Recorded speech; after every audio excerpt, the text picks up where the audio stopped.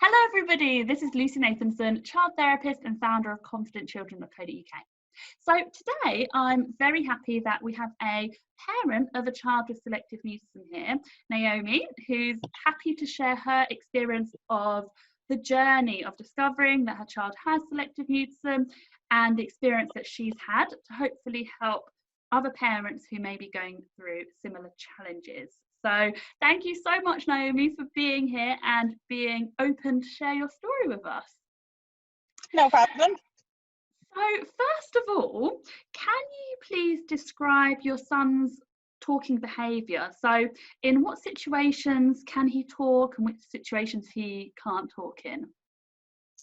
Well, at home, he talks quite freely and quite a lot, that nobody would ever suspect anything if they were looking from the outside. But bring somebody new into the equation and he's quiet. So say somebody comes into the house, even people that he knows quite well, family members, he will be quiet. He will kind of pull back almost. Family members still try and speak to him directly, but he never answers.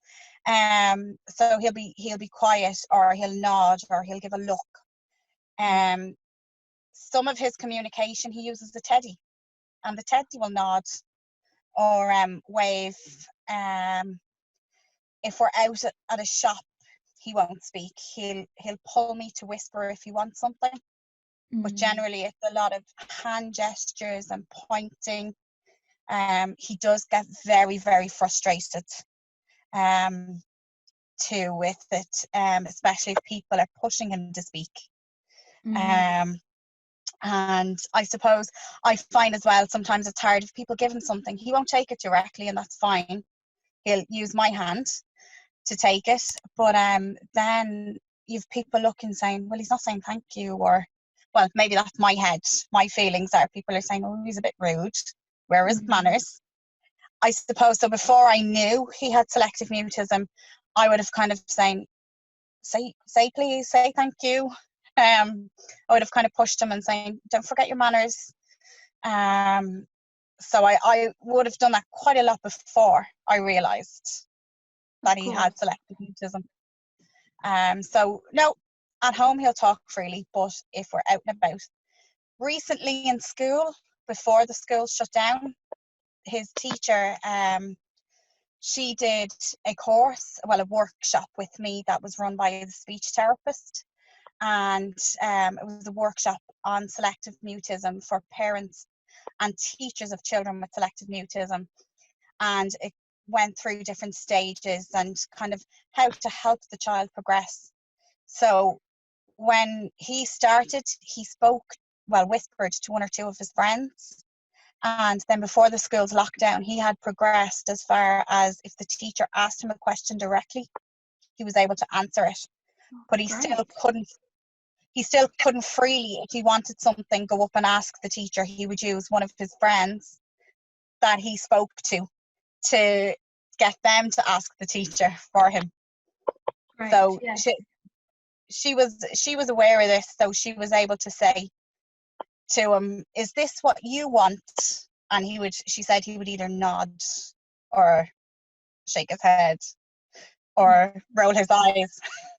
Yes. No, it's great that you've highlighted a few things there. One of them is the different levels of speech. So even if a child starts to answer verbally, they still may have restricted speech because they still might not be able to ask for help or ask to go to the bathroom. There still might not be that spontaneous speech. And from what you described, it sounded as though he's responding but not taking part in initiating speech. Is that right? That's right, yeah. She said he won't initiate. He will if she asks him a question directly, he will answer. She's very conscious of it because his school knew him from the time he was a baby because his older siblings go there, and they were aware of his diagnosis then and would have put a lot of research into it as well, to work with him. Right. And when I got his diagnosis, it was before he started school. They helped me apply for an SNA for him. So so that obviously helps a bit because they were able to watch for cues and stuff as well. Great, great. And another interesting point that you mentioned was that he uses the 𝗕cy for non-verbal communication and even wants you to take things rather than himself, which highlights that selective mutism is so much more than just being unable to speak in certain situations. There's that physical element, and you can see by his body language as well that he's quite anxious. People have asked me about selective mutism and they're like, what is it, like he just doesn't want to talk? And I was like, no, it's not like that at all. He can't talk. He wants to, he gets frustrated, but he's afraid. Absolutely, yeah. And it's so important to understand that. Yeah, I think some of his family still kind of don't fully understand that he's not able to until he's ready. Sometimes he does use his 𝗕cy sometimes to communicate. The 𝗕cy speaks, so he'll use a different voice and the 𝗕cy will speak. And that can be a great stepping stone for children, almost a bridge. Yeah, this 𝗕cy goes everywhere. Oh, wonderful. Okay, so I'm curious about how you realised that your son had selective mutism, because in the early stages, parents often just think their child is shy because naturally they may not have heard of the term selective mutism before. So how did you actually realise that he had selective mutism, and how did you actually come across that term selective mutism the first time? It was a bit of a slow burner. He would have had his 3-year-old checkup with the health nurse, and while we went to the clinic, he wouldn't speak because they tried to assess speech at that stage, so he wouldn't speak. So they thought, okay, well, we'll try him at home and see how he fares. But again, no, he would whisper to me. So that was a bit of progress. When he was at home, he whispered to me. So that was fine. Then it went on, and it was very much, we would have used a lot of, use your words quite a bit to him because we knew he could speak. And it was always quite a lot of pushing him, use your words, because we didn't know. We just thought, he's just been a boy, or he's shy when we were out, and people said that as well. So it took a while. I suppose when I first really realised that there was something not quite right was he was 3 and he went away with his dad. We separated and he went away with his dad. He'd never been away from me for long periods of time, and this was the first time he left me, and he was away for a week, and he didn't speak at all from the moment he left for 5 weeks.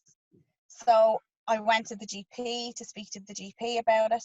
Wow. I was told, it's a phase, he'll grow out of it. It was probably just separation anxiety that it was most likely separation anxiety from you, because he'd never been away from you. And it just wasn't getting any better. So I went to a psychology advice clinic, and again they said the same. It's probably a phase, separation anxiety. But it just continued, and he was in creche at the time, and he stopped speaking even in creche. He didn't speak to his friends, so he was very much alone, and the children that he would have played with kind of gradually stopped playing with them, and it just continued on. And then he'd have accidents because he couldn't ask to go to the toilet, and then I knew something wasn't right, and I was speaking to a friend, and she has children with additional needs, and she had seen him a few times, and she told me that, she said, maybe you should go for an assessment of needs. She said, I'm not saying there's anything wrong with him, but maybe just for peace of mind, she said, you know yourself, trust your gut. So I applied for that. Very long waiting list. It was a year. So in the meantime, I've been looking up things like my child doesn't speak, my child only speaks sometimes, and eventually I think I came across the term selective mutism. Right, so that was your own research. So a professional didn't point you in that direction. It was only because you had this gut feeling that it's not just separation anxiety. It was, and you followed that gut feeling that led you to research yourself. Yeah, so I think the first time I came across it was on Google, and then Facebook has a lot of support groups, and then so as I was going through, I kind of found a Facebook group for parents of children with selective mutism, and I said I was awaiting diagnosis. I think I'd also found your page as well. Oh, great! to look up stories and see what it was about, so I was a bit more in tune with him and trying to understand it a bit more. So it was 2 years before he was diagnosed. When I went for the assessment, I told them what I thought it was. And so the assessment was a multidisciplinary team.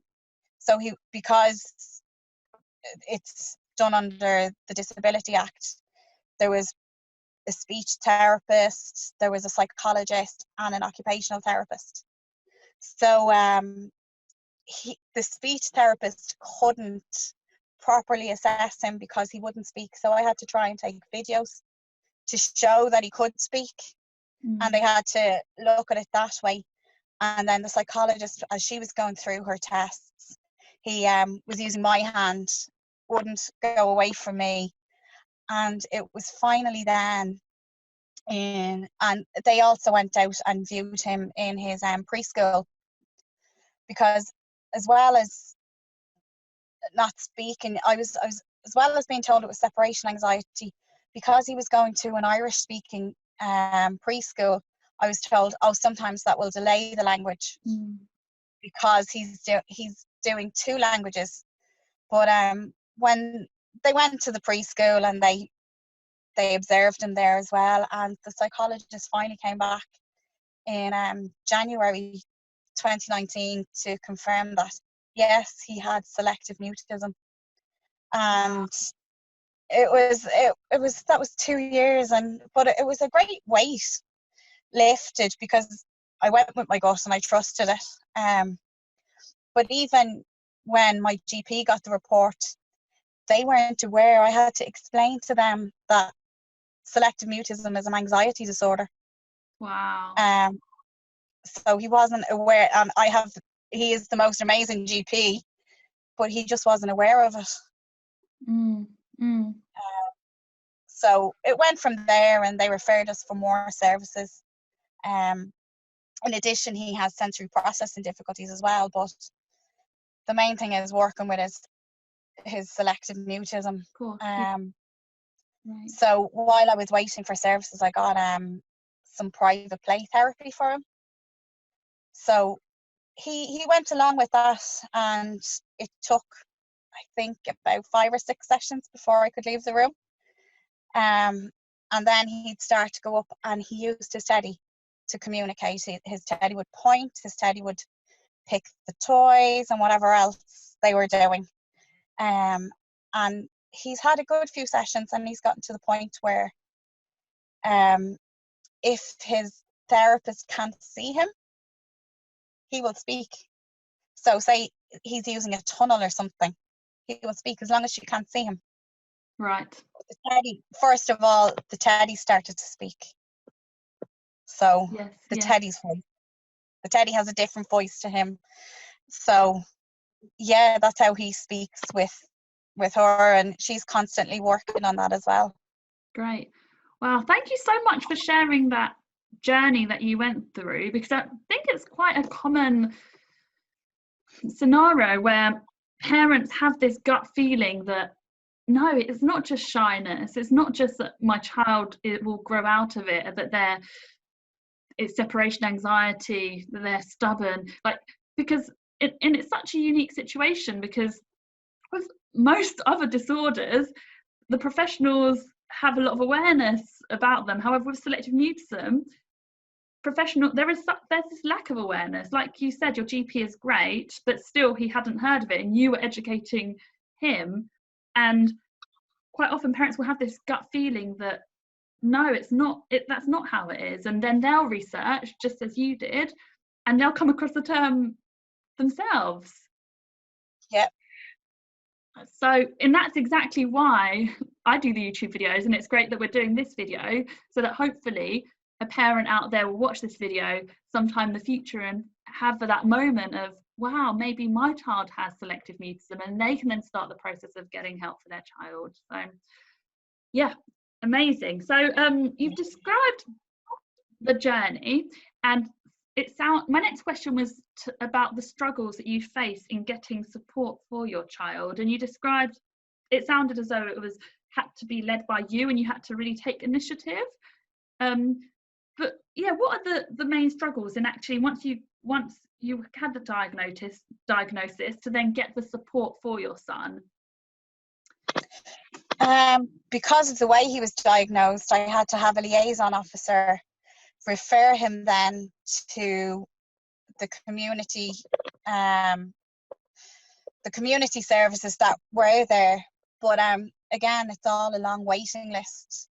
So I found a private play therapist in the locality, and I went with that. Now he still does that alongside he does the odd session with a psychologist as well, and that's quite interesting, because he growls quite a bit at the psychologist.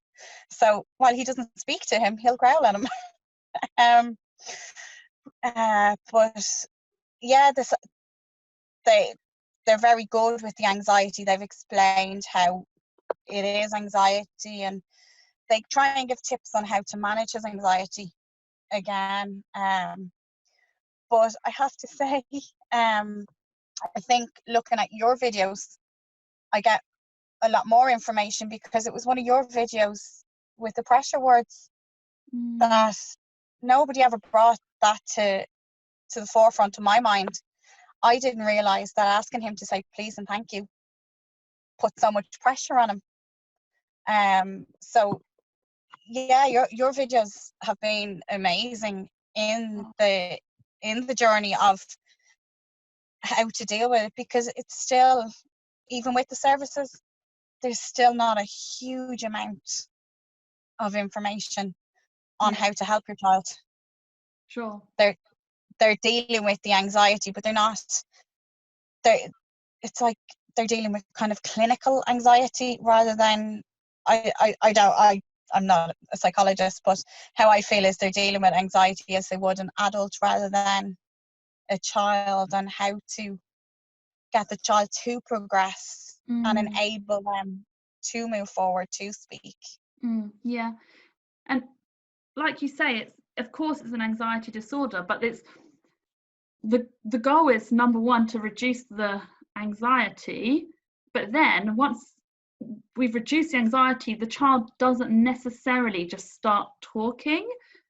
Sometimes they do, but we then need to put those specific strategies that work for that child in place to actually help them to make those steps forward. And then, you know, the next step and the next step. And quite a lot of the time, psychologists haven't had experience of working with children in order to be able to advise on selective mutism specifically, because it's such a relatively unknown condition. So there's so much more to it than just reduce their anxiety. Yes, definitely, that's the first most important step, but then we have to then start putting the strategies in place that a lot of professionals may not have that knowledge of, because it's so specific. Yeah, so, yeah, absolutely. I think another one was your Eliza book reading. My son asked for a bravery chart. Oh. So I thought, I thought that was good. He realizes that there is something, and that, well, now he knows he's not alone. But he's asked for a bravery chart. That's amazing. To try and give him a goal to try and speak. Because he wants to. He finds it very frustrating not being able to. And he gets very upset and frustrated. And I think something that would help him kind of move forward, as you say, to being able to speak, his anxiety might be reduced, but he's still, I suppose, not fully confident to speak. Yeah, we need to break down. The goal is still outside of his reach for all children with selective mutism. Even once we take away the anxiety as much as we can, the goal is still out of their reach. So we then need to actually proactively break the goal down into steps and help them with each step of the way. And just for people watching this video, what Naomi's referring to is, I read my 𝗦𝗲𝗶𝗲 book. I don't have it here. Oh yeah, I do. Let me just grab it. So my 𝗦𝗲𝗶𝗲 book, my name's 𝗦𝗲𝗲 and I don't talk at school. So I'd read this book, did a book reading to children with selective mutism, and Naomi and her son attended. And in that, in the book, Eliza has a brave chart, and she talks about how she's practicing brave things. And with brave charts, it's really important that they are presented in the right way, because we don't want it to be a bribery tool, because that can add pressure rather than be a positive reinforcement. So in the book, there is a section for adults which describes how to do brave charts in the right way, just to make sure that it is, we need to be really careful. But it's great that as a result of listening to that story, Naomi, your son, then said that he wants a brave chart. Yes. So yeah. I was very happy after that. Yeah, great, amazing. And yeah, hearing other children with selective mutism, or hearing a story about somebody with selective mutism, can really be a game changer for some children, because they might think they're the only child who doesn't talk at school, because they don't know anyone else who doesn't talk at school. That's it. And I suppose for when he stopped speaking and he was in creche, the children would be very much, why don't you talk? Why aren't you talking to us? They didn't understand. And then when he went to his preschool and he wasn't talking, when he did talk, the children made an absolute big deal about it. I'd come to collect him, they're like, oh, he spoke today. And I was like, oh, right. So it was a lot of learning in we couldn't stop the children doing it, and that was fine. Yeah. But his teachers knew that if he did speak, just to carry on as normal and not make a deal out of it. Yeah. I know that was a mistake that I made as well. When he did speak, I'd go, oh my God, that's amazing. And then it was like, oh no. But yeah, that's something that you don't realise at first as well, that don't praise them, just carry on as normal. Yeah, absolutely. And with the peer situation is so common, because of course children will be children. They're curious. They want to know, why don't you talk at school? They're just innocently asking the question. And if the child does eventually talk, of course it's a big deal for them, and they want to, they say, wow. So they're just being children, but it can really be a barrier for the child with selective mutism who's terrified of how friends will react. And that's why, because this is such a common situation, I don't know whether you've seen, I've got a video on YouTube for children. I think it's called Video to Show the Class. And it's and in the video I say, there's someone in your class who finds it hard to talk at school. If they talk one day, this is what you should do. And now that video has been shown in lots of classrooms, just to solve that problem. And that's again why I wrote this 𝗦𝗲𝗶𝗲𝗰 book, 𝗬𝗻𝗋 book. I don't know whether you've seen this one. Why doesn't Alice talk at school? This is to read to the class, because yeah, the class need to be briefed on how to act should the child with selective mutism talk one day, because we need them to have their acting hats on and just act as though the child has always spoken, which is of course the opposite to what they would naturally do. So we need to brief the class on just not showing any reaction? Yeah, and I think what I did with his school was they were very proactive. It's a small school. It's an Irish speaking school, so I suppose there's challenges there in itself. But when they were doing research, they found it hard to find information that would help them to work with them, because obviously they want to get it right.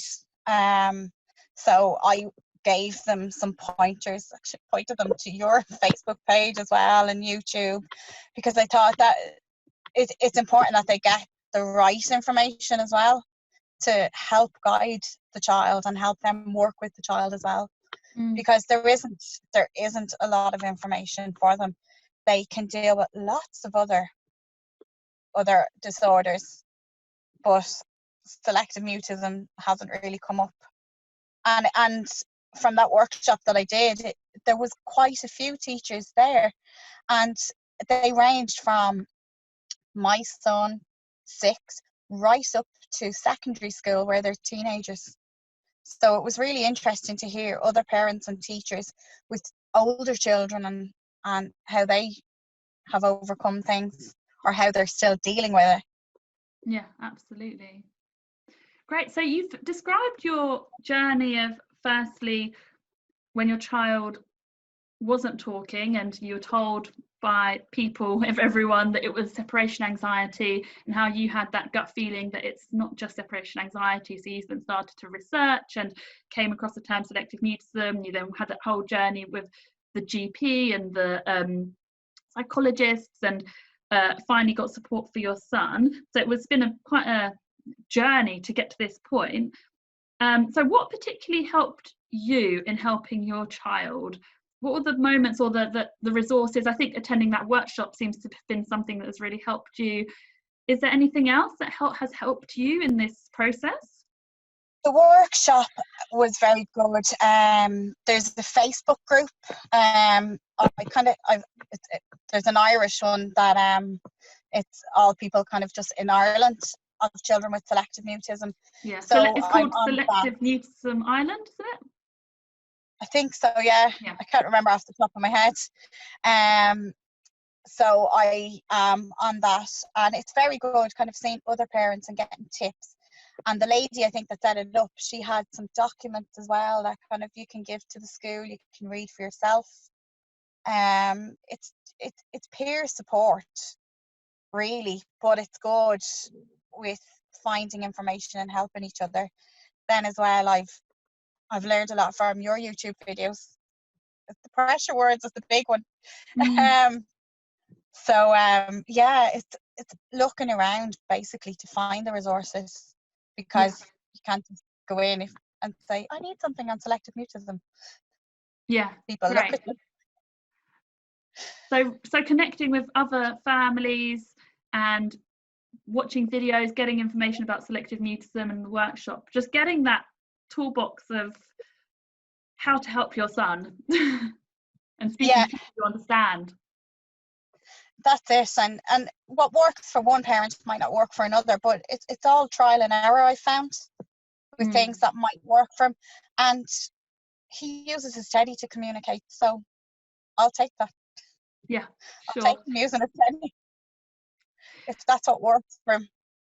For now, we can let him use his 𝗕cie to communicate. Great. So what would be your key message for schools who have a child with selective mutism?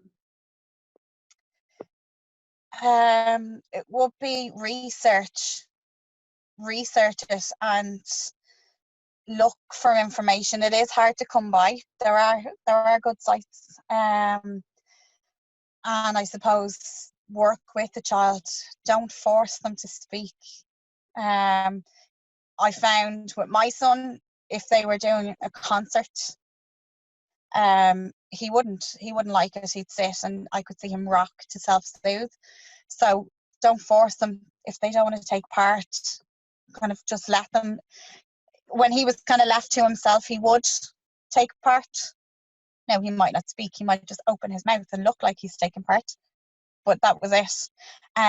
So I think it's important to understand it, try and find out as much information as you can, and use resources online that are there. For parents who might be in the early stages of, you know, watching this video and thinking, wow, maybe my child has selective mutism, what would be your key message for them?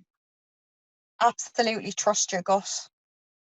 Trust your gut, and if you think it's selective mutism, when you go and seek help from a professional, tell them that what you think it might be. They won't always know, but do trust your gut. Right, that's a great message, and I think a message that a lot of parents or people in general need to hear, because we sometimes feel as though, of course we feel as though, you know, this person, this doctor knows more than me, but you know your child more than anyone. That's it. That's something that's been said to me quite a lot since I started the journey with him. You know your child. You know your child better than us. We see your child for a short period of time. You know, and it is no harm if you think that it is the selective mutism. It's no harm to say it. That's what I found, because we know that a lot of healthcare providers aren't aware of the condition. So if you think that's what it is, go with it. I suppose once they know about it and what you think it is, they'll be able to look into it more. Great. Yes. Wow. And before we end, I'd just like to know if you have any last message. What do you want the world to know about selective mutism? If there's one key takeaway that you'd love people to take away from this video, what would you like the world to know about selective mutism? That the person with selective mutism is not choosing not to speak. So please don't force them. I still find my son is being forced to speak by people who don't understand it. So if somebody says that they have selective mutism or their child has selective mutism, please don't force them to speak. They will when they're ready. Amazing. What a great way to end this interview. Thank you so much, Naomi. That's been amazing. And I'm sure it'll be really useful for parents to just hear someone else's experience, because I think a lot of what you've shared today is really relatable, especially the early stages of just feeling as though it's not just separation anxiety, it's not just that they're shy, there's something else. And having that pull and then researching and the journey that you went through, it's not been as simple as just, you know, here's a diagnosis, now here's the support. You've had to really find your way along the way.